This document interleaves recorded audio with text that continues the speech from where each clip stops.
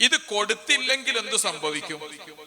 നമ്മൾ നമ്മുടെ മക്കളെ വളർന്നു വരുന്ന പ്രായത്തിൽ മതപരമായ ചിട്ടയിൽ വളർത്തുന്നില്ലെങ്കിൽ എന്തു സംഭവിക്കും? വളർത്തിയാൽ എന്ത് ഗുണം കിട്ടും? രണ്ടും നമ്മളൊന്ന് ആലോചിച്ചു നോക്കണമല്ലോ. ഞാൻ ആദ്യമായിട്ട് ഇങ്ങനെ കിട്ടിയില്ലെങ്കിൽ എന്ത് സംഭവിക്കും എന്നതിന്റെ ഒരു ഉദാഹരണം പറയാം. ഇസ്രയേലിനോട് ചേർന്ന് കുറച്ചുകൂടി പടിഞ്ഞാറു ഭാഗത്ത് യൂറോപ്പിന്റെയും ഏഷ്യയുടെയും ഭാഗമായി നിലനിൽക്കുന്ന, എന്നാൽ യൂറോപ്പിലേക്ക് കൂടുതൽ തള്ളി നിൽക്കുന്ന ഒരു രാജ്യമാണ് തുർക്കി എന്ന് പറയുന്ന രാജ്യം. ഈ തുർക്കി എന്ന് പറയുന്ന രാജ്യത്ത് നിന്ന് ബസ് വഴി മക്കയിലേക്കും മദീനയിലേക്കും ആളുകൾക്ക് വരാൻ പറ്റും. 1000 മേലെ കിലോമീറ്റർ മാത്രമേ മക്ക മദീന എന്ന് പറയുന്ന സ്ഥലങ്ങളിൽ നിന്ന് തുർക്കിയിലേക്ക്, തുർക്കിയുടെ അതിർത്തിയിലേക്ക് ദൂരമുള്ളൂ.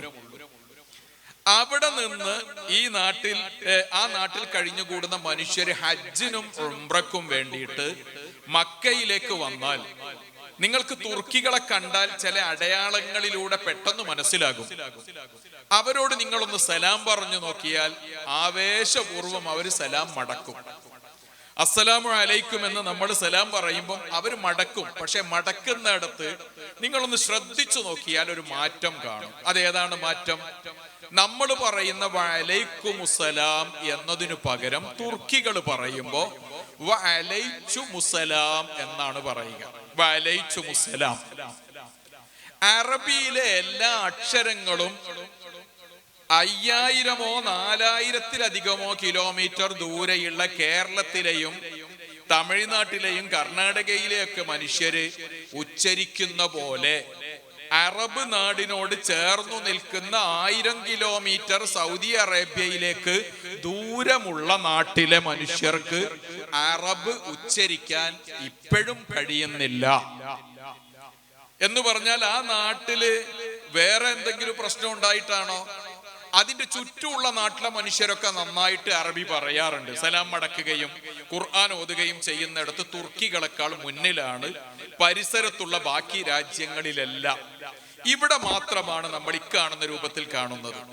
അപ്പൊ എന്തോ ഒരു കാര്യം അവിടെ നടന്നതായിരിക്കും എന്ന് നമുക്ക് ഊഹിക്കാൻ പറ്റും. ഏതാണ് അവിടെ നടന്ന കാര്യം? നടന്ന കാര്യം മറ്റൊന്നുമല്ല, ഒരു കുട്ടി മദ്രസയിൽ പഠിക്കാത്തത് തുർക്കിയിൽ ഉണ്ടായിരുന്നു എന്നതാണ് തുർക്കിയെ ഇന്ന് കാണുന്ന ഈ ഒരു അവസ്ഥയിലേക്ക് എത്തിച്ചത്. ഞാൻ ഈ പറഞ്ഞ ഈ അക്ഷരം മൊഴിയാൻ കഴിയാത്തത് മാത്രമല്ല തുർക്കിയുടെ പ്രശ്നം. 2007-8 കാലഘട്ടം വരെ തുർക്കിയിൽ ഒരു നിയമം ഉണ്ടായിരുന്നു. 18-20 കൊല്ലം അപ്പുറം വരെ ഒരു നിയമം ഉണ്ടായിരുന്നു. ആ നിയമം ഏതാണ്? പുരുഷന്മാര് തലമറക്കാൻ പാടില്ല, സ്ത്രീകൾ തലമറക്കാൻ പാടില്ല, പുരുഷന്മാര് താടി വെക്കാൻ പാടില്ല, മതപരമായ അടയാളങ്ങളൊന്നും പൊതുസ്ഥലത്ത് അവര് പ്രദർശിപ്പിക്കാൻ പാടില്ല. അങ്ങനെ ചെയ്യുന്നതിന് വിരോധമൊന്നുമില്ല. പക്ഷെ അങ്ങനെ ചെയ്തു കഴിഞ്ഞാൽ അവർക്ക് ഗവൺമെന്റിൽ നിന്ന് ലഭിക്കുന്ന ഒരാനുകൂല്യവും ലഭിക്കില്ല. താടി വെച്ച് ജീവിക്കാം, പക്ഷെ അവർക്ക് ഗവൺമെന്റിൽ നിന്ന് കിട്ടുന്ന ആനുകൂല്യങ്ങൾ നഷ്ടപ്പെടാൻ സാധ്യതയുണ്ട്.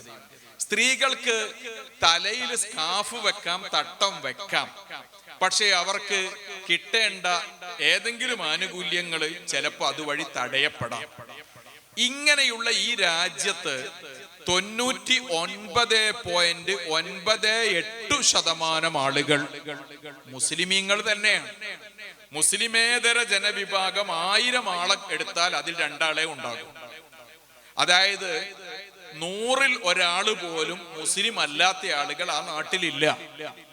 അവിടെയാണ് ഈ താടി വെക്കുകയും അതുപോലെ തലമറക്കുകയും ഒക്കെ ചെയ്യുന്നതിന് 2007-8 വരെ നിയന്ത്രണം ഉണ്ടായിരുന്നു. എങ്ങനെയാണ് ഈ നാടിക്കോലത്തിലായത്? മുസ്ലിമായ ബാപ്പയുടെ ഉമ്മയുടെ മകനായി ജനിച്ച ഒരു കുട്ടി. ആ കുട്ടി ജനിക്കുന്നത് പക്ഷെ തുർക്കിയിലായിരുന്നില്ല. തുർക്കിയുടെ തൊട്ടപ്പുറത്തുള്ള ഗ്രീസ് എന്ന് പറയുന്ന നാട്ടിലെ സലോണിക്ക പട്ടണത്തിലാണ്. സലോണിക്കയിലായിരുന്നു ബാപ്പയ്ക്ക് ജോലി ഉണ്ടായിരുന്നത്. ഇപ്പൊ നമ്മൾ പ്രത്യേകിച്ചും അറിയേണ്ട ഒരു കാര്യം, നമ്മുടെ നാട്ടിലെ ചെറുപ്പക്കാര് കുടുംബസമേതം വിദേശ രാജ്യങ്ങളിലേക്ക് പോവുകയും താമസിക്കുകയും മക്കൾ അവിടെ ജനിക്കുകയും അവിടെ വളരുകയും ഒക്കെ ചെയ്യുന്ന സാഹചര്യമാണ് ഇന്ന് നിലനിൽക്കുന്നത്. ഗൾഫ് രാജ്യങ്ങൾ മാത്രമല്ല, അത് ഓസ്ട്രേലിയ, ന്യൂസിലാൻഡ് പോലെയുള്ള രാജ്യങ്ങളിലും പടിഞ്ഞാറ് രാജ്യങ്ങളിലുമൊക്കെ ഇത് വ്യാപകമായി ഇന്ന് വന്നുകൊണ്ടിരിക്കുന്നുണ്ട്. അങ്ങനെ കുടുംബസമേതം ഇതുപോലെ താമസിക്കുന്ന തുർക്കിയായ ഒരു ബാപ്പയുടെ ഉമ്മയുടെ മകനായിട്ടാണ് ഒരു ചെറിയ കുട്ടി ജനിക്കുന്നത്. ആൺകുട്ടി ജനിക്കുകയാണ്. ആ കുട്ടി ബാപ്പയും ഉമ്മയും നല്ല ദീനീ ബോധമുള്ളവരായതുകൊണ്ട് തന്നെ മുത്തുനബി സല്ലല്ലാഹു അലൈഹി വസല്ലമ തങ്ങളോട് വലിയ ഇഷ്ടവും സ്നേഹവും ഉള്ളവരായതുകൊണ്ട് തന്നെ മകന് അവര് പേരിട്ടത് മുസ്തഫ എന്നാണ്. മുസ്തഫ, റസൂലുള്ളാഹിയോടുള്ള ഒരു മഹബത്ത് നിലനിർത്തിക്കൊണ്ടായിരുന്നു അവര് പേരിട്ടത്. കുട്ടി വളർന്നു വന്നു. വളരെ വേഗത്തിൽ കാര്യങ്ങളൊക്കെ ഓരോന്നും ചെയ്തു പോരുന്ന നല്ല ഒരു മക്കൾ. അങ്ങനെ വരുന്നതിന്റെ ഇടയിൽ 5 വയസ്സ് ഏകദേശമായപ്പോ ബാപ്പയും ഉമ്മയും രണ്ടുപേരും ചർച്ച ചെയ്തു, നമുക്ക് നമ്മുടെ മോനെ ഖുർആൻ പഠിപ്പിക്കണ്ടേ? 5 വയസ്സാണല്ലോ അതിന്റെ ഒരു പ്രായം. നമ്മളെ മോനെ നമ്മൾ ഖുർആൻ പഠിപ്പിക്കാൻ എന്ത് ചെയ്യും? നിങ്ങൾ വരുന്ന സമയത്ത് ജോലി കഴിഞ്ഞു വരുമ്പോ ഒന്ന് അന്വേഷിക്കണം, പട്ടണത്തിൽ എവിടെയെങ്കിലും മദ്രസയുണ്ടോ എന്ന്. അന്വേഷിച്ചു നോക്കിയെങ്കിലും സലോണിക്കയിൽ എവിടെയും മദ്രസ ഉണ്ടായിരുന്നില്ല. അതിന് കാരണം അവിടെ മുസ്ലിമീങ്ങൾ ജീവിക്കുന്നില്ല എന്നത് തന്നെയാണ് ഒന്നാമത്തെ കാരണം. സലോണിക്കയിൽ അന്നും ഇന്നും ക്രൈസ്തവ സമൂഹമാണ് 90% മേലെയും ജീവിക്കുന്നവർ. ചർച്ചുകൾ ധാരാളമുണ്ട്. മദ്രസയും പള്ളിയൊന്നും ഇപ്പോഴും ഇല്ല, പണ്ടുമില്ല. കുറച്ച് ഒറ്റപ്പെട്ട സ്ഥലങ്ങളിൽ ഉണ്ടാവാം. അപ്പൊ ഇയാളൊന്നും ഇങ്ങനെ തെരഞ്ഞു നടക്കും, എവിടെയെങ്കിലും മദ്രസ ഉണ്ടോ? കുറെ തെരഞ്ഞു നോക്കിയിട്ടും എവിടെയും മദ്രസ ഇല്ല. അപ്പോഴാണ് രണ്ടുപേർ കൂടി ആലോചിച്ചു, നമ്മൾ എന്ത് ചെയ്യും? അങ്ങനെ അവരൊരു തീരുമാനത്തിലെത്തി. ആ തീരുമാനം എന്താണ് എന്ന് ചോദിച്ചാൽ, ഈ ജോലി ഒഴിവാക്കിയിട്ട് തുർക്കിയിലേക്ക് നമ്മൾ മടങ്ങിയാൽ ജീവിതം പ്രയാസമാകും. തുർക്കിയിൽ ജോലി വലിയ പ്രയാസമാണ്. അതുകൊണ്ട് ഈ ജോലി നിലനിർത്താൻ വേണ്ടിയിട്ട് കുറച്ചുകൂടി കാലം ഇവിടെ ജീവിക്കാം. മോന്റെ മദ്രസ പഠനം നമുക്ക് നാട്ടിലെത്തിയതിന് ശേഷം നടത്താം. കുറച്ച് കഴിഞ്ഞ് ജോലി നിർത്തി നാട്ടിലേക്ക് പോകാം. ഒരു വിധം നമ്മളൊന്ന് പാകപ്പെട്ടു വന്നാൽ നമുക്ക് നേരെ നാട്ടിലേക്ക് പോകാം. ആ നിൽക്കൽ ഏകദേശം 10 കൊല്ലത്തോളം നീണ്ടുപോയി. 10 കൊല്ലം കഴിഞ്ഞ് അവര് നാട്ടിലേക്ക് മടങ്ങുകയും ഈ കുട്ടിയെ നേരത്തെ അവര് 5 വയസ്സായപ്പം പരിസരത്തുള്ള ഒരു നല്ല മിഷണറി സ്കൂളിൽ ചേർത്തുകയും ചെയ്തു. ക്രിസ്ത്യൻ മിഷണറി നടത്തുന്ന നല്ല സ്കൂളിൽ ചേർത്ത്. നമ്മുടെ നാട്ടിലും അങ്ങനെ ഉണ്ടാകും മാതാപിതാക്കൾ. ക്രിസ്ത്യൻ മിഷണറി വിദ്യാഭ്യാസ രംഗത്ത് ഏറ്റവും മുന്നിൽ ഇപ്പോഴും നിൽക്കുന്നത് ക്രൈസ്തവ സമൂഹം തന്നെയാണ്.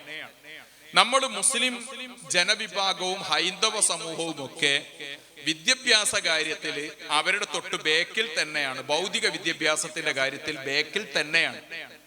ഇവിടെയാണ് നമ്മൾ അറിയേണ്ടത്, ക്രൈസ്തവ സമൂഹത്തിന്റെ വിദ്യാഭ്യാസ സ്ഥാപനത്തിൽ അവരുടേതായ ചില നിയമങ്ങളും ചിട്ടകളും ഒക്കെ ഉണ്ടാകും. ഒരു കുട്ടി തലമറച്ചാണ് സ്കൂളിലേക്ക് വരുന്നതെങ്കിൽ ചില സ്കൂളുകളിൽ നിയമം വെക്കും, ഗേറ്റിന് പുറത്ത് വെച്ചുകൊണ്ട് തട്ടം മാറ്റി ബാഗിലിട്ടിട്ടേ കയറാൻ പാടുള്ളൂ.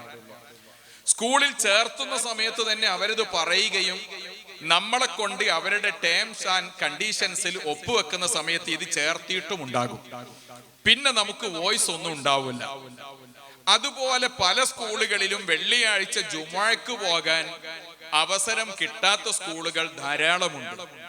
വലിയ പൈസ ഡൊണേഷൻ ഒക്കെ കൊടുത്ത് മനുഷ്യർ ഇങ്ങനെയുള്ള ചില സ്ഥലങ്ങളിൽ കുട്ടികളെ ചേർത്താറുണ്ട്. ഇവിടെ ഈ മുസ്തഫയുടെ ബാപ്പയും ഉമ്മയും നല്ല ഒരു മിഷണറി സ്കൂളിൽ കുട്ടിയെ ചേർത്തി. നല്ല പരിശീലനം അവിടെ കുട്ടിക്ക് കിട്ടുകയും ഭാഷയും മറ്റു വിദ്യാഭ്യാസവും മുസ്തഫയ്ക്ക് നല്ലപോലെ കിട്ടിപ്പോന്നു എന്ന് മാത്രമല്ല, സ്കൂളിലെ ഏറ്റവും നല്ല കുട്ടിയായിട്ട് മുസ്തഫ മാറി. സ്കൂളിലെ ഏറ്റവും നല്ല കുട്ടി മുസ്തഫയായി മാറി. എന്ത് പറഞ്ഞാലും അനുസരിക്കുന്ന, ഏത് ഹോംവർക്ക് കൊടുത്താലും കൃത്യമായി ചെയ്ത് ആദ്യമായി കാണിക്കുന്ന, സ്കൂളിൽ ഏറ്റവും നേരത്തെ എത്തുന്ന, എല്ലാ കാര്യത്തിലും മുന്നിൽ നിൽക്കുന്ന ഈ കുട്ടിക്ക് ആ സ്കൂളിന്റെ വാർഷിക യോഗത്തിൽ വെച്ചുകൊണ്ട് അവരൊരു അവാർഡ് കൊടുത്തു, ഒരു സമ്മാനം കൊടുത്തു. ആ സമ്മാനം എല്ലാം പൂർത്തിയാക്കി ചെയ്യുന്നവൻ എന്ന അർത്ഥം വരുന്ന ഒരു അറബി വാക്ക് മുസ്തഫയുടെ പേരിന്റെ കൂടെ ചേർത്ത് കൊടുത്തു.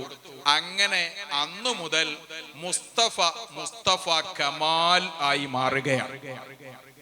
മുസ്തഫയുടെ പേരിന്റെ കൂടെ ഒരു വാല് വരുന്നത് ഈ മിഷണറി സ്കൂളിൽ നിന്ന് ടീച്ചേഴ്സ് കൊടുത്തതാണ്. അങ്ങനെ മുസ്തഫ ഏറ്റവും നന്നായി പഠിച്ചു വന്നു. മാതാപിതാക്കൾ പിന്നെ മദ്രസയിൽ ചേർത്തുന്നതൊക്കെ മറന്നു.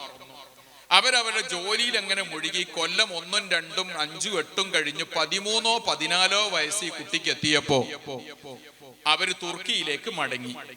തുർക്കിയിലേക്ക് മടങ്ങിയപ്പോഴേക്ക് മുസ്തഫ കൗമാരപ്രായത്തിലേക്ക് കടന്ന കുട്ടിയായി മാറിയിട്ടുണ്ട്. ഈ കൗമാരപ്രായത്തിലേക്ക് കടക്കുമ്പോ ഒരു പ്രത്യേകത നമ്മൾ അറിയേണ്ടതുണ്ട്. മക്കളുടെ ജീവിതം 3 ഘട്ടമാണ്. കുട്ടികളുടെ ജീവിതം 3 ഘട്ടമാണ്. അത് നമ്മൾ അറിഞ്ഞു വെക്കണം. ഒന്നാമത്തെ ഘട്ടം ഏതാണ്? ജനിച്ച ഇടം മുതൽ 7 വയസ്സ് വരെയുള്ള സമയമാണ്. ജനിച്ച ഇടം മുതൽ 7 വയസ്സ് വരെയുള്ള സമയം. ആ സമയത്ത് ഈ കുട്ടികളുടെ ഒരു ശൈലി, അവന്റെ ഏറ്റവും വലിയ അടുത്തയാൾ ബാപ്പയും ഉമ്മയും അവന്റെ വീട്ടിലുള്ള ആളുകളുമായിരിക്കും. ബാപ്പയെ, ഉമ്മയെ, ഉപ്പാപ്പയെ, ഉമ്മാമ്മയെ, മറ്റുള്ളവരെ കണ്ടാണ് ഈ കുട്ടി പഠിക്കുന്നതും. അവരായിരിക്കും അവന്റെ ലോകമായി, അവളുടെ ലോകമായിട്ട് 7 വയസ്സ് വരെ വരുന്നത്. 7 വയസ്സ് കഴിഞ്ഞാൽ 13 വയസ്സ് വരെയുള്ള സമയമാണ് രണ്ടാമത്തെ ഘട്ടം. ഈ സമയമാകുമ്പോഴേക്ക് ഈ കുട്ടിയുടെ ലോകം മാറും. അവിടെ പിന്നെ അവന്റെ കൂട്ടുകാര് വരികയാണ്. ചെറിയ ചെറിയ കൂട്ടുകാരും സ്കൂളിലെ ടീച്ചേഴ്സും അവൻ കാണുന്ന മറ്റു പുറമെയുള്ള ചിത്രങ്ങളുമെല്ലാം മനസ്സിലേക്ക് കയറി വരികയും മറ്റൊരു ഘട്ടമായിട്ട് അത് മാറുകയും ചെയ്യും. ഈ സമയത്ത് ഈ കുട്ടിയുടെ ഉള്ളിലേക്ക് എന്താണോ എത്തിയത് അതായിരിക്കും ശേഷം ഈ കുട്ടിയിൽ നിന്ന് പുറത്തേക്ക് വരുന്നതെല്ലാം അതായിരിക്കും. നല്ലത് കുട്ടി നേരത്തെ കേട്ടിട്ടുണ്ടെങ്കിൽ നല്ലത് വരും. മോശപ്പെട്ട ശൈലിയോ സ്വഭാവമോ വാക്കുകളോ ആണ് ബാപ്പയിൽ നിന്ന്, ഉമ്മയിൽ നിന്ന്, വീട്ടിൽ നിന്ന്, നാട്ടിൽ നിന്ന് കുട്ടി കേൾക്കുന്നതെങ്കിൽ, അങ്ങനെയുള്ള അനുഭവങ്ങളാണ് വരുന്നതെങ്കിൽ ആ കുട്ടി മരിക്കുന്നത് വരെ അത് വന്നുകൊണ്ടിരിക്കും. മരിക്കുന്നത് വരെ ഈ 13 വയസ്സ് വരെയുള്ള ഘട്ടത്തിലെ കാര്യങ്ങൾ വരും. അത് നമ്മൾ അറിയേണ്ട ഒരു കാര്യമാണ്. 13 മുതൽ പിന്നെ അടുത്ത ഘട്ടം ആരംഭിക്കും. 13 മുതൽ 19 വരെയുള്ള 7 കൊല്ലം. അതിന് പറയുന്നത് ടീൻ ഏജ് എന്നാണ്. 13, 14, 15, 16, 17, 18, 19. ഈ 7 കൊല്ലം. ഈ 7 കൊല്ലം ഖുർആൻ പരാമർശിച്ചതാണ് കേട്ടോ. ഇങ്ങനെയാണ് ഈ 13 കൊല്ലോ, ഈ 13 മുതലുള്ള ഈ സമയം നിങ്ങൾ ശ്രദ്ധിക്കണമെന്ന് സൂറത്തു ലുഖ്മാനിലെ 13-ാമത്തെ ആയത്ത് മുതൽ 19-ാമത് വരെയുള്ള ആയത്ത് നോക്കിയാൽ കാണാം. സൂറത്തു ലുഖ്മാനിലെ നമ്പർ 13-ാമത്തെ ആയത്ത് വരുമ്പോഴേക്ക് അള്ളാഹു ലുഖ്മാൻ അലൈഹിസ്സലാമിലൂടെ ഒരു അത്ഭുതം കാണിച്ചു തരുന്നുണ്ട്. കൗമാരപ്രായത്തിലെ കുട്ടികൾക്ക് കൊടുക്കേണ്ട ഉപദേശങ്ങൾ ഖുർആൻ അടക്കി ഒതുക്കി വെച്ചത് ഈ 7 ആയത്തുകളിലാണ്. നിങ്ങളൊന്ന് നിങ്ങളുടെ കയ്യിലെ മൊബൈലിൽ ഖുർആൻ ഒന്ന് എടുത്തു നോക്കൂ. സൂറത്തു ലുഖ്മാനിലെ 13 മുതലുള്ള ആയത്തുകൾ എടുത്തു നോക്കൂ. അവിടെയാണ് മോനെ നീ എങ്ങനെയാണ് ജീവിക്കേണ്ടത് എന്ന് അല്ലാഹു തആല പറയുന്നത്. 19-ാമത്തെ ആയത്ത് വരുമ്പോഴേക്ക് കുട്ടി ഒരു കോളേജ് പ്രായത്തിലേക്ക് വരും. അപ്പൊ ആ കുട്ടിയോട് പറയുന്നുണ്ട്, മോനെ നീ അച്ചടക്കമുള്ളവനായി മാറണം, നീ അഹങ്കരിക്കാൻ പാടില്ല, നിന്റെ ശബ്ദം മിതമായി മാറണം. ഏറ്റവും മോശപ്പെട്ട ശബ്ദം കഴുതയുടെ ശബ്ദമാണ്. നീ ഇങ്ങനെ ചീറിയിട്ട്, നീ ഇങ്ങനെ കൊരച്ചിട്ട് വലിയ തോതിൽ ശബ്ദം ഉണ്ടാക്കി മാറിയാൽ നിനക്ക് വിലയുണ്ടാവില്ല മോനെ. ഇത് പറയുന്നത് 19-ാമത്തെ വചനത്തിലാണ്. അതിന്റെ മുമ്പുള്ളതിൽ പറയുന്നുണ്ട് എങ്ങനെയാണ് മോനെ നീ ബാക്കി കാര്യങ്ങൾ ചെയ്യേണ്ടത്. ആദ്യത്തിൽ പറയുന്നത് ഉമ്മയെ ബാപ്പയെ ഇഷ്ടപ്പെടാനാണ്, അവരെ സ്നേഹിക്കാനാണ്. എന്നിട്ട് പറയാണ് ആ ബാപ്പയും ഉമ്മയും സൃഷ്ടാവായ അള്ളാഹുവും തമ്മിൽ അടുത്ത ബന്ധമുണ്ട്. നിന്റെ എല്ലാ കാര്യങ്ങളും കിടക്കുന്നത് ഈ അള്ളാഹുവിലേക്കുള്ള നിന്റെ പാലം ഉമ്മയും ബാപ്പയുമാണ്. അവരുടെ സ്നേഹത്തിലാണ് നിന്റെ എന്റെ സ്നേഹം നിൽക്കുന്നത്. ഇത് നീ ശ്രദ്ധിക്കണമെന്ന് 13 തുടങ്ങിയിട്ട് ഈ 7 വചനങ്ങൾ എടുത്തു നോക്കിയാൽ നമുക്ക് കാണാൻ പറ്റും. വിശദീകരിക്കാൻ നേരമില്ലാത്തത് കൊണ്ട് ഞാൻ ആ ഭാഗത്തേക്ക് പോണില്ല. ഒരു 2 മണിക്കൂർ വേണമെങ്കിൽ ചുരുങ്ങിയത് പറയാൻ പറ്റുന്ന ഒരു കാര്യമാണ് അവിടെ ഉള്ളത്. അപ്പൊ ഇതൊരു പ്രധാനപ്പെട്ട ഘട്ടമാണ് 13 മുതൽ 19 വരെയുള്ള സമയം. ആ സമയത്ത് നമ്മുടെ മക്കളുടെ പ്രത്യേകത എന്തായിരിക്കും? ആ സമയത്ത് കുട്ടികളിൽ കൂടുതൽ കാണുന്ന ഒരു കാര്യം, തൊട്ടപ്പുറത്തുള്ള എതിർ ലിംഗത്തിലുള്ള അവരോട് അടുപ്പം കൂടുതൽ വരും. വികാരം സാധാരണ ഒരു മനുഷ്യനുള്ളതിന്റെ ഇരട്ടി വരും ഈ കൗമാരപ്രായത്തിലുള്ള ആൺകുട്ടികളിലും പെൺകുട്ടികളിലും. ആ സമയം മുതൽ 13 മുതൽ തന്നെ തുടങ്ങും. അതിങ്ങനെ ഒരു 20 വരെ നീണ്ടു നിൽക്കും. ഈ കാണുന്ന രൂപത്തിൽ അങ്ങനെ അങ്ങ് വലിയ തോതിൽ വരും. രണ്ടാമത്തെ ഒരു കാര്യമുള്ളത്, അവർക്ക് വലിയ ദേഷ്യം വരും. കുറച്ചുകൂടി കഴിയുമ്പോൾ, 13-ലില്ല, കുറച്ചുകൂടി കഴിയുമ്പോഴേക്ക് വലിയ വികാര വിക്ഷോഭങ്ങൾ അവരുടെ ഉള്ളിൽ രൂപപ്പെടും. പറയുമ്പോഴേക്ക് ദേഷ്യം പിടിക്കും, പറയുമ്പോഴേക്ക് ചിലപ്പോൾ ചൂടാവും. അങ്ങനെയൊക്കെയുള്ള ചെറിയ ആരെങ്കിലും എന്തെങ്കിലും പറഞ്ഞാലൊന്നും അവർക്ക് ഇഷ്ടാവില്ല. ഇതൊക്കെ വരുന്ന ഒരു പ്രായമാണ് 13 മുതൽ 19 വരെ. ആ സമയം എങ്ങനെയാണ് ഇത് ഇങ്ങനെയൊക്കെ ആയി മാറുന്നത്? ഈ കുട്ടി ഒരു പരിപൂർണമായ പുരുഷനോ അല്ലെങ്കിൽ ശരിയായ രൂപത്തിലുള്ള ഒരു പുരുഷനോ സ്ത്രീയോ ആയി മാറുന്ന ആ ഘട്ടത്തിലേക്ക് കടക്കുന്നത് 13 മുതൽ 19 വരെയുള്ള ഈ ഘട്ടത്തിലാണ്. ഈ സമയത്ത് കുട്ടിയുടെ ഉള്ളില് ഹോർമോണിന്റെ പ്രവർത്തനം വലിയ തോതിൽ നടക്കും. അവർക്ക് വലിയ തോതിൽ വിയർപ്പ് ഉണ്ടാകും. വിയർപ്പ് ഗ്രന്ഥികളൊക്കെ വലിയ തോതിൽ ഇങ്ങനെ വിയർപ്പ് ഉൽപ്പാദിപ്പിക്കും. ചിലപ്പോൾ സ്കൂളൊക്കെ വിട്ടു വരുന്ന കുട്ടികളെ വലിയ തോതിൽ നമുക്ക് ഈ വിയർപ്പിന്റെ ഈ ഒരു ഗന്ധം നമുക്ക് അനുഭവപ്പെടും. അത് ശരീരത്തിൽ വരുന്ന ഈ ഒരു മാറ്റത്തിന്റെ ഭാഗമാണ്. അതിന്റെ കൂടെ ഈ കുട്ടിയിൽ വരുന്ന ഒരു കാര്യം, പൂർണ്ണമായ അല്ലെങ്കിൽ ശരിയായ ഒരു പുരുഷനിലേക്ക് സ്ത്രീയിലേക്കുള്ള വളർച്ചയുടെ ഘട്ടമായതുകൊണ്ട് തന്നെ അവൻ ഇങ്ങനെ തോന്നും, എന്നെ ഇപ്പൊ ആരും ഇനി ഉപദേശിക്കണ്ട, എന്റെ കാര്യം നോക്കാൻ എനിക്കറിയാം. അവൻ അവൻ്റെതായ ഒരു ടീമിനെ രൂപപ്പെടുത്തുകയോ അവരിൽ നിന്ന് അറിവും കാര്യങ്ങളും നേടുകയോ ചെയ്തു തുടങ്ങുന്ന സമയമാണ്, സ്വയം തീരുമാനമെടുക്കുന്നതിലേക്ക് പോകുന്ന സമയമാണ് 13 വയസ്സ് മുതൽ അങ്ങോട്ടുള്ള സമയം. ഇതുകൊണ്ടാണ് ചില ഉമ്മമാർക്ക് ഒരു പിഴവ് സംഭവിക്കാറുണ്ട്. ഏതാണ് പിഴവ് സംഭവിക്കാറുള്ളത്? നമ്മൾ നമ്മുടെ മക്കളെ ഏതെങ്കിലും ഒരു നല്ല ദഅ്വ കോളേജിൽ ചേർത്തണം, ഒരു നൂറാനിയാക്കണം, മദീനത്തുൻ നൂറിൽ ആ കുട്ടിയെ ചേർക്കണം. അതല്ലെങ്കിൽ കുറ്റ്യാടിയിലെ സിറാജുൽ ഹുദയുടെ ഏറ്റവും നല്ല ക്യാമ്പസിൽ എൻ്റെ മോനെ ചേർക്കണം എന്നൊക്കെ ഒരു ഉമ്മയ്ക്ക് ആഗ്രഹം.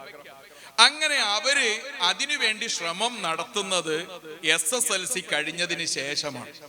SSLC കഴിഞ്ഞതിന് ശേഷം ഈ കുട്ടിയെ കൊണ്ടുപോയിട്ട് ഈ സ്ഥാപനത്തിൽ ചേർത്താൻ വേണ്ടി പോയാൽ ഇതിന് കൊണ്ടുപോകുന്നവരിൽ ഒരു 20% ഏറി വന്നാൽ 1/3 ഭാഗമോ ഒക്കെ നമ്മുടെ ഈ ലക്ഷ്യത്തിനനുസരിച്ച് ഉയർന്നു വരും. 2/3 ഭാഗത്തെ ചിലപ്പോൾ ഈ വഴിക്ക് കിട്ടില്ല, അല്ലെങ്കിൽ പോയാൽ തന്നെ വഴിയിൽ വെച്ച് പോരും. അതിന്റെ കാരണം എന്താണ്? ഈ കുട്ടി തന്റെ ഈ 13 വയസ്സ് മുതലുള്ള 2-3 കൊല്ലം കൊണ്ട് അവന്റെ ഏത് രൂപത്തിലാണ് ഭാവി എന്ന് അവൻ തീരുമാനിച്ചിട്ടുണ്ടാകും. അപ്പൊ നമ്മൾ 10ാം ക്ലാസ് കഴിഞ്ഞല്ല കുട്ടികളെ എന്ത് ചെയ്യേണ്ടത്?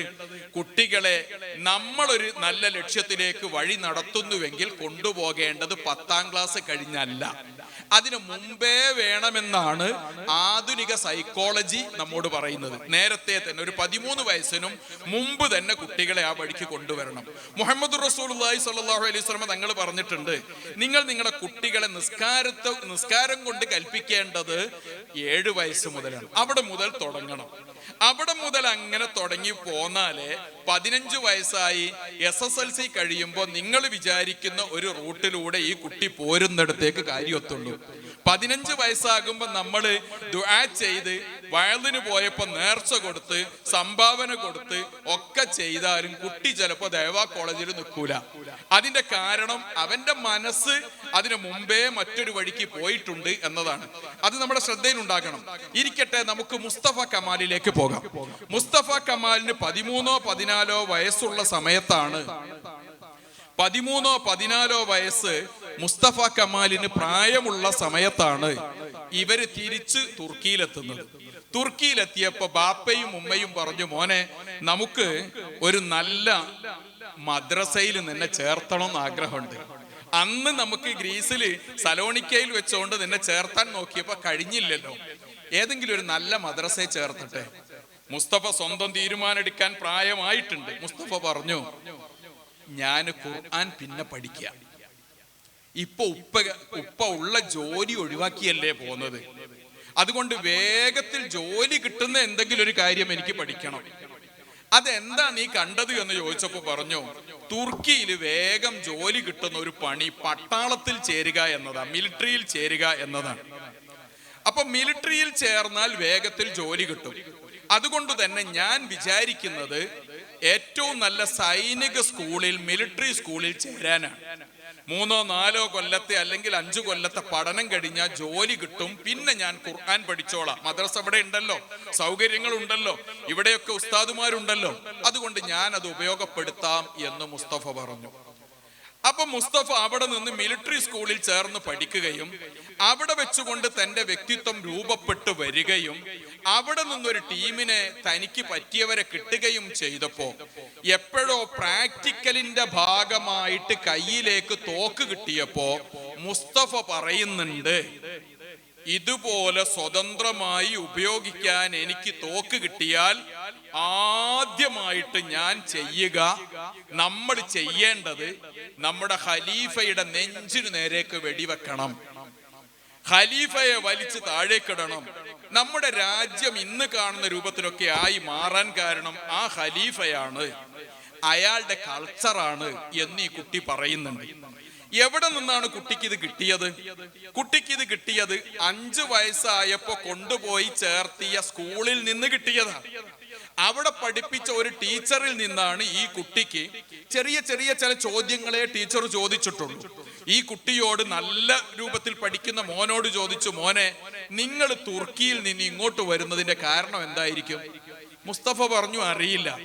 കുറെ ദിവസം കഴിഞ്ഞു ടീച്ചർ മറുപടി പറഞ്ഞു, ഇങ്ങനെ എത്തിയതിന്റെ കാരണം നിന്റെ നാട്ടിൽ ജോലി ഇല്ലാഞ്ഞിട്ട് ഉപ്പയ്ക്ക് ഒരു ജോലിക്ക് വേണ്ടി സലോണിക്കയിലേക്ക് വന്നതാണ്. മറ്റൊരു സമയത്ത് ടീച്ചർ ചോദിക്കുന്നുണ്ട്, എന്തുകൊണ്ടാണ് നിന്റെ നാട്ടിൽ ജോലി ഇല്ലാത്തത്? നിന്റെ നാട്ടിലെ ഭരണാധികാരികൾ ഉറക്കം തൂങ്ങികളാണ്, അവർക്ക് ആലോചനാശേഷിയില്ല. ഉസ്മാനിയ ഖിലാഫത്തിന്റെ അന്നത്തെ ആളുകള് അവര് സുഖലോലുപരാണ്. ഈ കുട്ടിയുടെ ഉള്ളിൽ ഭരണാധികാരികളെ ഖലീഫമാർക്കെതിരെയും അവർ ഉൾക്കൊള്ളുന്ന ആദർശത്തിനെതിരെയും ഈ ദേഷ്യം വരാൻ ചെറിയ പ്രായത്തിലെ ഇട്ടുകൊടുത്തിരിക്കുന്ന ഈ ചെറിയ ചെറിയ നുറുങ്ങുകൾ, ഈ വിഷവിത്തുകൾ അത് ഉള്ളിൽ അങ്ങനെ ഉണ്ടായിരുന്നു. മിലിറ്ററിയിൽ എത്തിയ സമയത്ത് അതിങ്ങനെ വളർന്നു വരികയും ഇവരെ കൊല്ലലാണ്, വലിച്ച് താഴെയിടലാണ് എന്റെ ലക്ഷ്യമെന്ന കുട്ടി പ്രഖ്യാപിക്കുകയും 1922 ആയപ്പോഴേക്ക് മുസ്തഫ ഒന്നിലധികം വരുന്ന അട്ടിമറികളും ബാക്കിയുള്ള കാര്യങ്ങളും ജയിൽ ജീവിതവും ഒക്കെ കഴിഞ്ഞ് തുർക്കിയിലെ പട്ടാളത്തിന്റെ പരമോന്നത പദവിയിലെത്തിയതിനു ശേഷം തന്റെ പട്ടാളക്കാരെ ഉപയോഗപ്പെടുത്തിക്കൊണ്ട് ഖലീഫമാരുടെ മുമ്പിലേക്ക്, കൊട്ടാരത്തിലേക്ക് മാർച്ച് ചെയ്ത് അവരെ വലിച്ച് താഴേക്കിട്ട് തുർക്കിയുടെ ഭരണാധികാരിയായി മാറുകയും ചെയ്തിടത്താണ് ഇസ്ലാമിക ഖിലാഫത്തിന്റെ അന്ത്യം വരുന്നതും തുർക്കി എന്ന് പറയുന്ന രാജ്യം ഞാൻ നേരത്തെ പറഞ്ഞ അവസ്ഥയിലേക്ക് പോകുന്നതും മദ്രസയെ പഠിക്കാത്ത ഒരു കുട്ടി വന്നതാണ് കാരണമായി മാറിയത് എന്നാണ് ഞാൻ ഈ പറഞ്ഞതിന്റെ ആകത്തുക. തുർക്കിയിൽ മുസ്ലിമീങ്ങൾ 99.98 ആണ്. 5.5 നൂറ്റാണ്ട് കാലം ഇസ്ലാമിക ഖിലാഫത്തിന്റെ കേന്ദ്രം തുർക്കിയാണ്. ഉമർ ബിൻ ഖത്താബ് റളിയല്ലാഹു അൻഹുവിന്റെ കാലഘട്ടത്തിൽ ഇസ്ലാം എത്തിയ നാടാണ് തുർക്കി എന്ന് പറയുന്ന നാട്. രസകരമായ ഒരു കാര്യം കൂടി 2007 മലയാള മനോരമയിൽ വായിച്ചിട്ടുണ്ടായിരുന്നു. അതെന്താണ്? തുർക്കിയിലെ ഒരു സ്കൂളിൽ ജോലി ചെയ്യുന്ന ടീച്ചർ, ആ ടീച്ചർ പ്രൈമറി സ്കൂളിൽ ജോലി ചെയ്യുന്ന ടീച്ചർക്ക് ആ സ്കൂളിൽ തന്നെ ഹെഡ് മിസ്ട്രസിന്റെ ഒഴിവ് വന്നു, പ്രധാന അധ്യാപികയുടെ ഒഴിവ്. എല്ലാം കൊണ്ടും ഈ ടീച്ചറാണ് അതിന് അർഹ.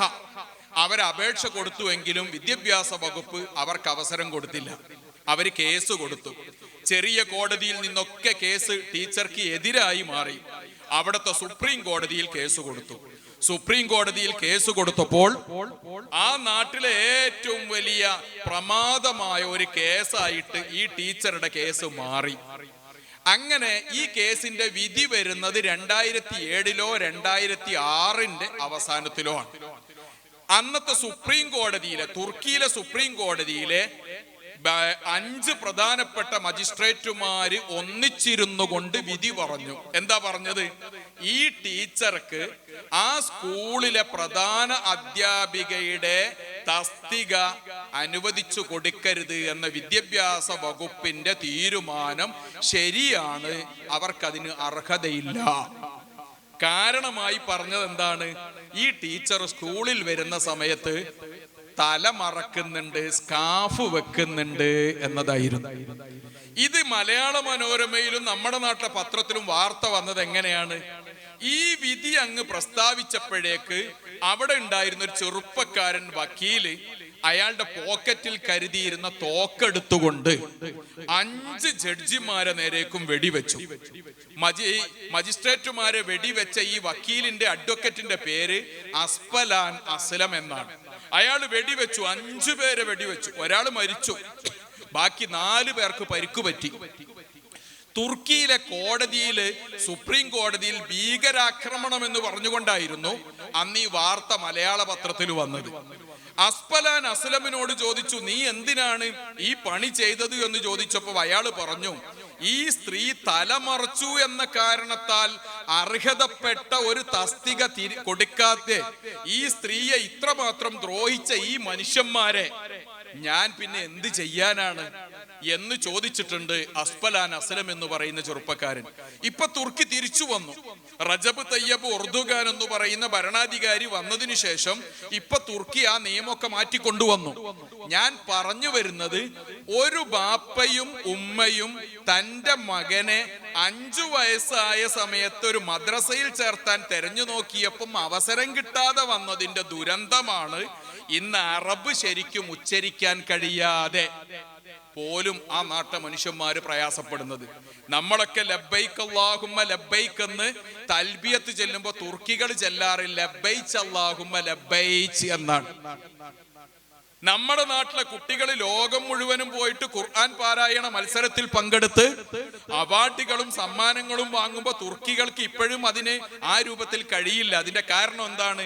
ഈ ആഘാതത്തിൽ നിന്ന് തുർക്കി കരകയറി വരണം. ഒരു വലിയ ദുരന്തം കൂടി പറയണം.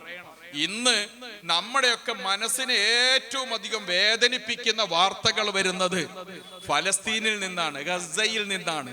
ചെറിയ കുഞ്ഞുമക്കൾ, ആ കുഞ്ഞുമക്കളുടെ കൈയില്ല, കാലില്ല, ചിലത് മരിച്ചു വീണ് കിടക്കുകയാണ്.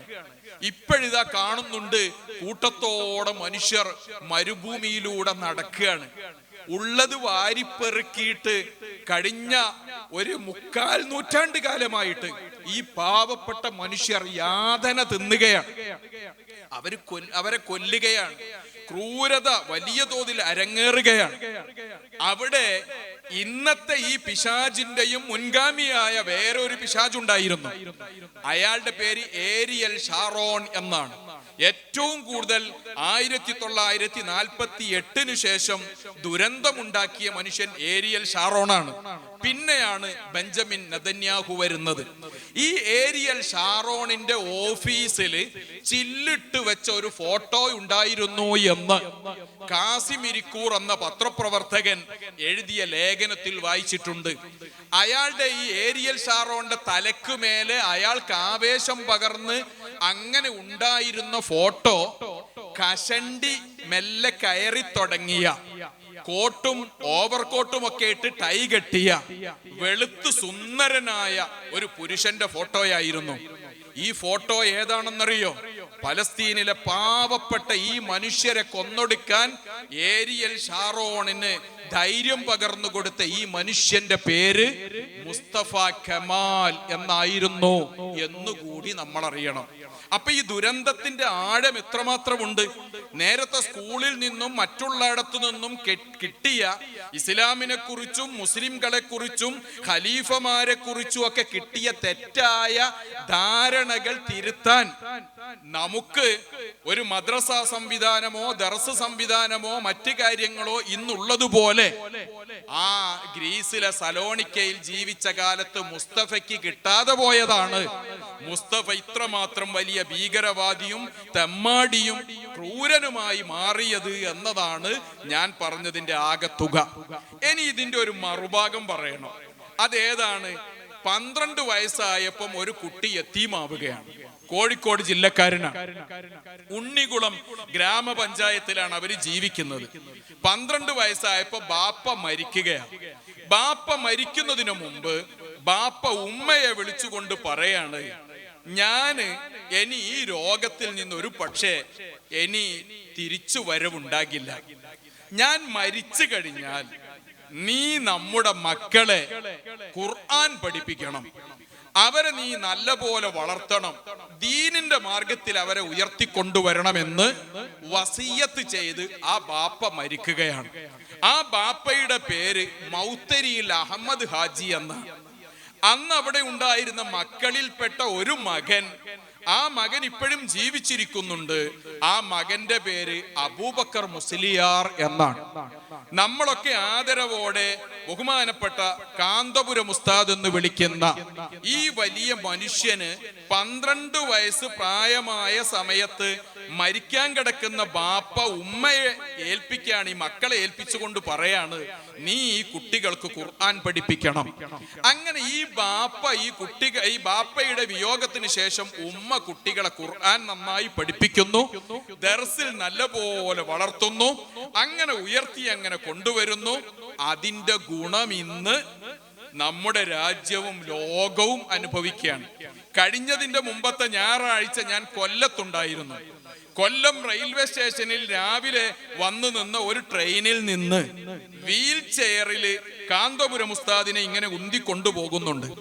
അങ്ങനെ കൊണ്ടുപോകുന്ന സമയത്ത് ആ പ്ലാറ്റ്ഫോമിൽ നിൽക്കുന്ന അമുസ്ലിമീങ്ങളായ ആളുകൾ, പൊതുസമൂഹം, അവര് പറയാണ്, ഈ ഉസ്താദ് ഇതാണ് നിമിഷപ്രിയയെ രക്ഷപ്പെടുത്തിയ ഉസ്താദ്, ഈ ഉസ്താദാണ് നിമിഷപ്രിയയെ കൊലക്കയറിൽ നിന്ന് രക്ഷപ്പെടുത്തിയ ഉസ്താദ്, ഈ പോകുന്ന ഉസ്താദാണ്. അതിരാവിലെ ആ പ്ലാറ്റ്ഫോമിലുള്ള മനുഷ്യന്മാര് മുഴുവനും ഈ പണ്ഡിതനെ തിരിച്ചറിയുകയാണ്. ഉസ്താദിന് നിമിഷപ്രിയ ഉസ്താദ് കണ്ടിട്ടില്ല, ആ കുടുംബത്തെ കണ്ടിട്ടില്ല, അവരെവിടെയാണ് എന്നതുപോലും കൃത്യമായിട്ട് അറിയില്ല. പക്ഷേ തന്റെ അടുത്തേക്ക് 1-2 പ്രധാനപ്പെട്ട ആളുകൾ വന്നപ്പോൾ അവിടെ ഉസ്താദ് ചിന്തിക്കുന്നത്, ഞാൻ ഈ പെൺകുട്ടിക്ക് വേണ്ടി എന്നാൽ കഴിയുന്നത് ചെയ്യണം. ക്രൈസ്തവ സമൂഹത്തിന്റെ ഭാഗമായി ജനിച്ചു ജീവിച്ച് ഇങ്ങനെ ഒരു വലിയ ദുരന്തത്തിൽ, ട്രാജഡിയിൽപ്പെട്ട ഈ പെൺകുട്ടിയെ മാനുഷിക പരിഗണന നൽകി രക്ഷപ്പെടുത്തണമെന്ന് ഇവിടെ ഈ ഉസ്താദിന്റെ ഉള്ളിലേക്ക് ഇട്ടുകൊടുത്തത് വിശുദ്ധമായ ഖുർആനാണ്. മുഹമ്മദ് നബി സല്ലല്ലാഹു അലൈഹി വസല്ലം തങ്ങളുടെ സന്ദേശമാണ്. അതേ സമയത്ത് മുസ്തഫ കമാലിന്റെ ഉള്ളിൽ യഹൂദർക്ക് പോലും പ്രചോദനമാകുന്ന ക്രൂരതകൾ നിറഞ്ഞു കവിഞ്ഞത്, മദ്രസയിൽ പോകാൻ കഴിയാത്തതും ഖുർആൻ പഠിക്കാൻ കഴിയാത്തതും അതുപോലെ പിന്നെ ഇസ്ലാമിന്റെ പാഠങ്ങൾ പഠിക്കാൻ കഴിയാത്തതുമാണ് എങ്കിൽ നമ്മുടെ മക്കളെ ഏറ്റവും നല്ല രൂപത്തിൽ ഉയർത്തിക്കൊണ്ടുവരാനും വളർത്തിക്കൊണ്ടുവരാനും ഉള്ള ശ്രമം നമ്മൾ നടത്തണം. നേരത്തെ തന്നെ ഇതിനാവശ്യമായ പ്രവർത്തനങ്ങൾ നമ്മൾ നടത്തണം. രണ്ടാമത്തെ ഒരു കാര്യം കൂടി പറയും, അപ്പോഴേക്ക് എന്റെ പ്രസംഗത്തിന്റെ സമയം തീരും. ഏതാണ് രണ്ടാമത്തെ കാര്യം?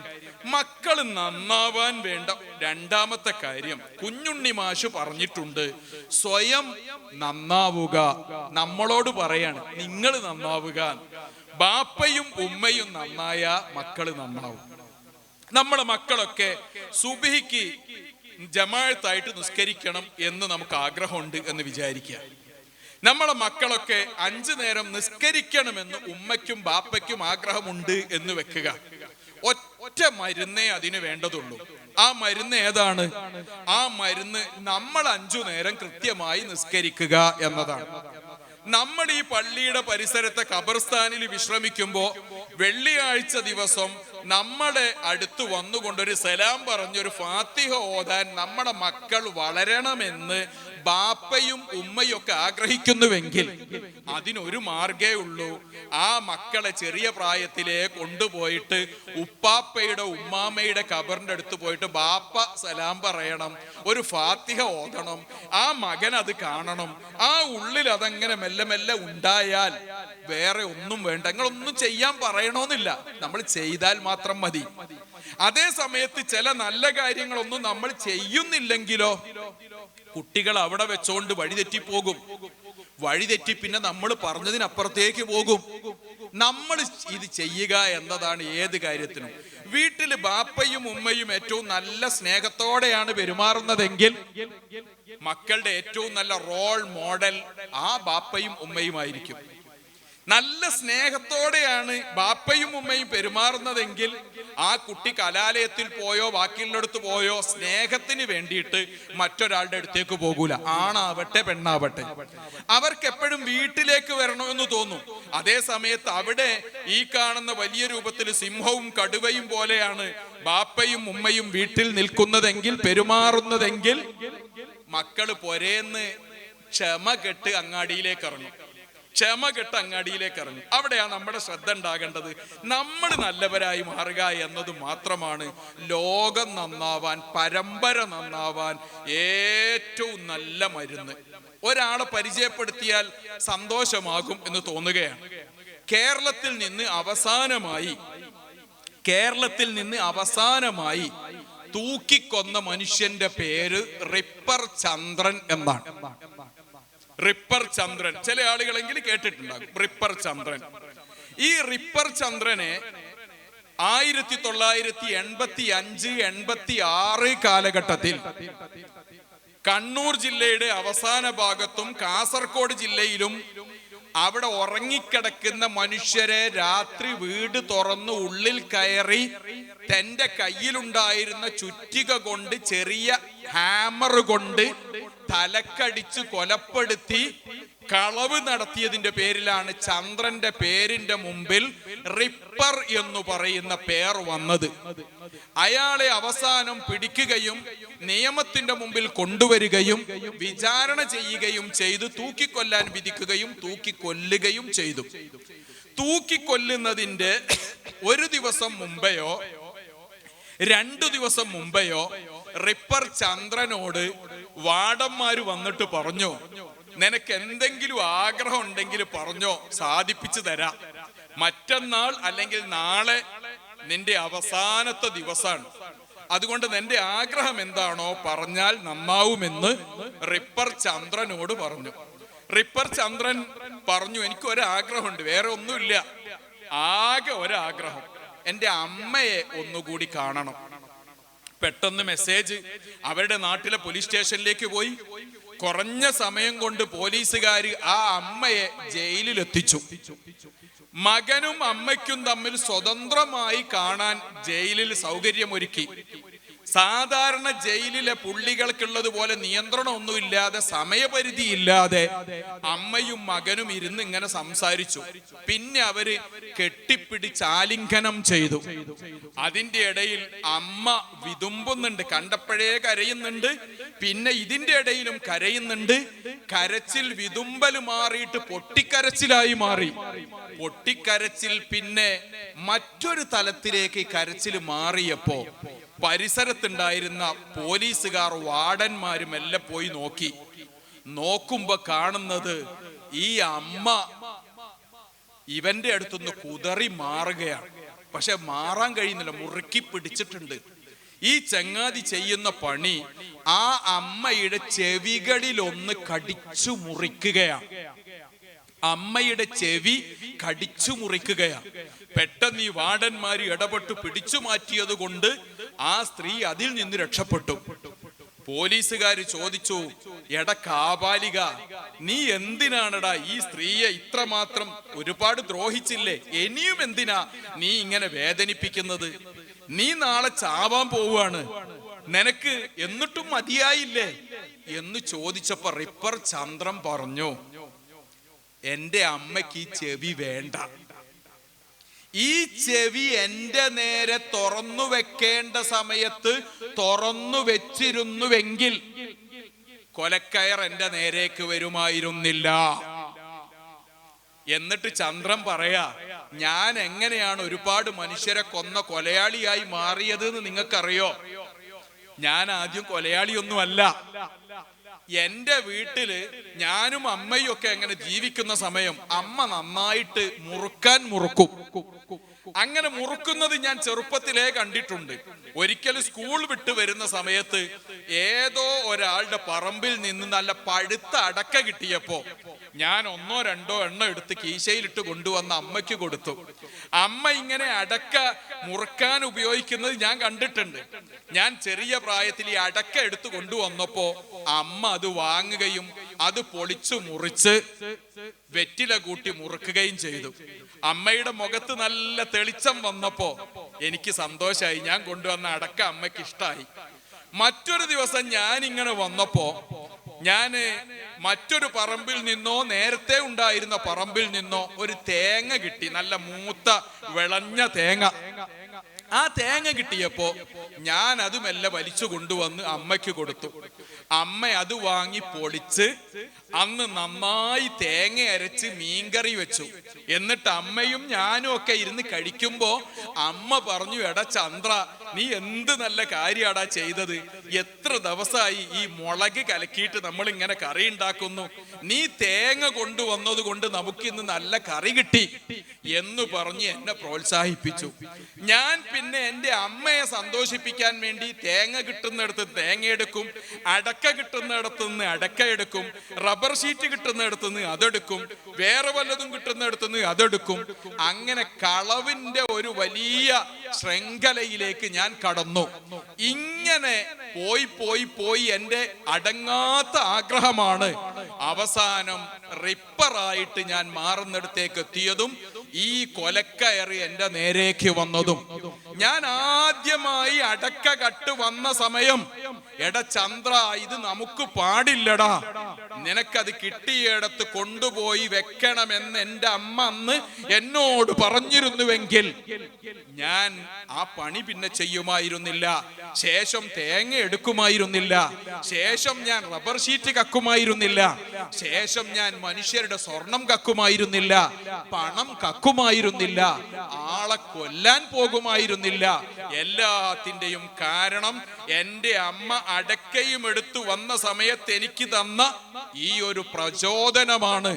അതുകൊണ്ടാണ് ഞാൻ പറഞ്ഞത് എന്റെ അമ്മയ്ക്ക് ഈ ചെവി വേണ്ട എന്ന് ഞാൻ പറഞ്ഞത്. നമുക്കൊരു നല്ല പാഠമുണ്ട്. നമ്മുടെ മക്കളെ ചെറിയ പ്രായത്തിലെ നല്ല കാര്യങ്ങൾ കാണാനും പഠിപ്പിക്കാനും ശീലിപ്പിക്കാനും തെറ്റ് കണ്ടാൽ തിരുത്താനുമൊക്കെ നമ്മൾ തയ്യാറായാൽ മക്കൾ നന്നാവും. മുസ്ലിം കുട്ടികളിൽ നമ്മൾ കാണുന്ന ഒരു പോരായ്മ നിങ്ങളുടെ ശ്രദ്ധയിൽ ഉണ്ടാകണം. അതേതാണ് പോരായ്മ? ഏതു നട്ടപ്പാതിരക്കും അങ്ങാടിയില് മുസ്ലിമീങ്ങൾ കൂടുതൽ താമസിക്കുന്ന സ്ഥലമാവട്ടെ അമുസ്ലിമീങ്ങൾ താമസിക്കുന്ന സ്ഥലമാവട്ടെ, ഏത് അങ്ങാടിയിൽ നോക്കിയാലും മുസ്ലിം കുട്ടികളെയാണ് നമ്മൾ കാണുന്നത്. എവിടെ നോക്കിയാലും അങ്ങനെയായിരിക്കും. എന്നോടെപ്പോഴോ ആരോ ഒരാൾ പറഞ്ഞു, രാത്രി നിങ്ങൾ യാത്ര ചെയ്യുമ്പോ 2 മണി 3 മണിയൊക്കെ ആകുമ്പോ ഏതോ തുറന്നു വെച്ച കടയുടെ അടുത്ത് ചെന്നാൽ അവിടെ ഒരു 4 ആള് കൂടി നിൽക്കുന്നുണ്ടെങ്കിൽ ധൈര്യത്തിൽ സലാം പറഞ്ഞോളൂ. കാരണം ആ രാത്രി അങ്ങനെ ഉണ്ടാവുക മുത്തു മോമിനീങ്ങൾ മാത്രമായിരിക്കുമോ. മറ്റു ജനങ്ങൾ കിടന്നുറങ്ങും. ക്രിസ്ത്യൻ കുട്ടികളും ഹിന്ദു കുട്ടികളും ഒക്കെ രാത്രി PSC പരീക്ഷക്ക് തയ്യാറായി ഓന്റെ വഴിക്ക് പോകും. നമ്മളെ കുട്ടികൾ രാത്രി റോട്ടിലാ. ഉമ്മയ്ക്കൊരു നിയന്ത്രണവും ഇല്ല, ബാപ്പയ്ക്ക് നിയന്ത്രണവും ഇല്ല. അവർക്ക് വേണ്ടിയിട്ട് താക്കോലും എല്ലാം മാറ്റിവെക്കും. അവർക്ക് വരുമ്പോ തോന്നിയതുപോലെ വന്ന് കയറാവുന്ന രൂപത്തിലാ മഹാഭൂരിപക്ഷം വീടുകളിലും കാണുന്നത്. ഒരു നിയന്ത്രണവും നമുക്കില്ല. എവിടെ നോക്കിയാലും കാണേണ്ടടുത്ത് പലപ്പോഴും നമ്മളെ കുട്ടികളെ കാണാറില്ല. എന്നാൽ നമ്മളെ ചെറുപ്പക്കാര് മോശക്കാരല്ല. ഈ ചെറുപ്പക്കാരാണ് കേട്ടോ 2018-ലും 2019-ലും ഒക്കെ വലിയ തോതിൽ പ്രളയമുണ്ടായപ്പോ, ഫ്ലഡ് ഉണ്ടായപ്പോ കൈമെയ് മറന്ന് കേരളത്തെ രക്ഷപ്പെടുത്താൻ ഇറങ്ങിയത്, ശരീരം വെച്ചുകൊടുത്തത്, ജീവൻ പണയപ്പെടുത്തിയത് നമ്മളെ ചെറുപ്പക്കാരാ.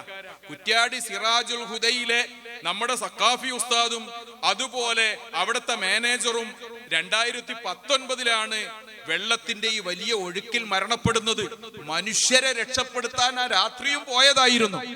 നമ്മളെ ചെറുപ്പക്കാർ മോശക്കാരല്ല.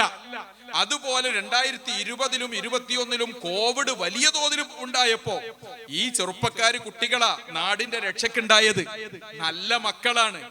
ഈ നന്മ ഒന്നുകൂടി ഒന്ന് മെച്ചപ്പെടുത്തി ആ കുട്ടികൾ നന്നായി വരാൻ കുറച്ചുകൂടി നേരത്തെ ബാപ്പയും ഉമ്മയും ശ്രദ്ധിച്ചിരുന്നുവെങ്കിൽ, SSFന്റെയും SYSന്റെയും ഒക്കെ ഒരു വഴിയിലേക്ക് മോനെ നീ ഒന്ന് ആ വഴിക്ക് ഒന്ന് പോ എന്ന് ആ ഉമ്മയും ബാപ്പയും പറഞ്ഞിരുന്നുവെങ്കിൽ കുറച്ചുകൂടി ഉയർച്ചയിലേക്ക് ആ മക്കൾ എത്തുമായിരുന്നു എന്നാണ് ഞാൻ ഈ പറഞ്ഞതിന്റെ ആകത്തുക.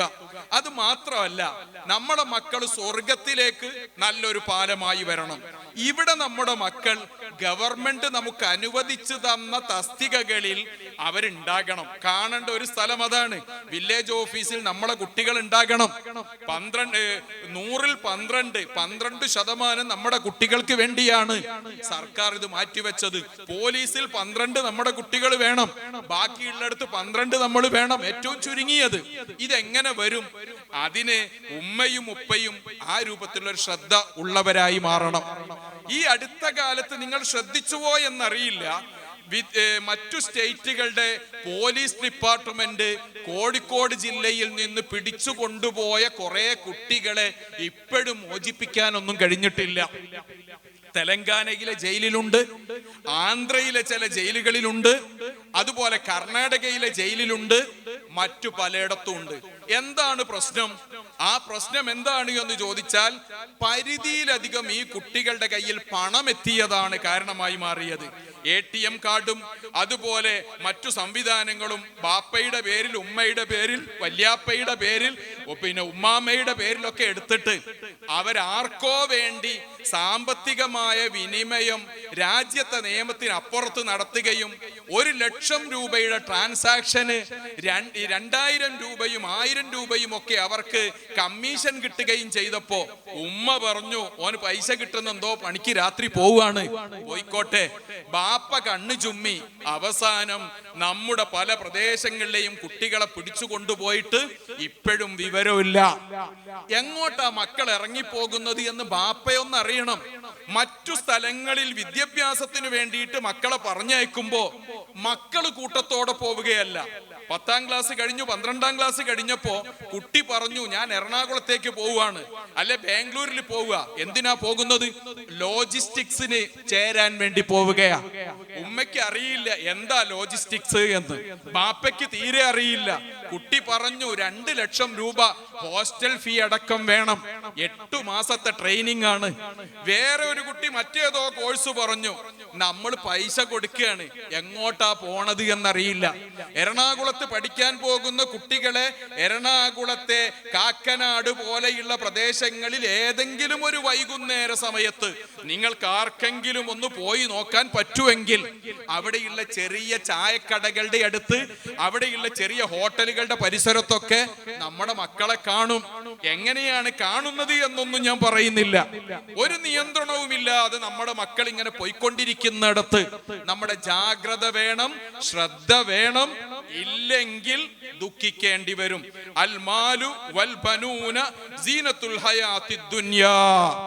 ഇവര് നമ്മുടെ അഭിമാനമായിട്ട് നിലനിൽക്കുകയും മാറുകയും വളരുകയും ചെയ്യാൻ നമ്മള് ഇത്തിരി കൂടി ഒരു ശ്രദ്ധ കൊടുക്കേണ്ടത് ആവശ്യമാണ് എന്നാണ് ഞാൻ ഈ പറഞ്ഞതിന്റെ ആകത്തുക. സയ്യിദുനാ മുഹമ്മദുർ റസൂലുള്ളാഹി മുത്തുനബി സല്ലല്ലാഹു അലൈഹി വസല്ലമ തങ്ങൾ കൊച്ചു ഫാത്തിമയെ റളിയല്ലാഹു അൻഹാ ചെറിയ പ്രായത്തിൽ തന്നെ സുബഹിയുടെ മുമ്പ് വിളിച്ചുണർത്തുമായിരുന്നു.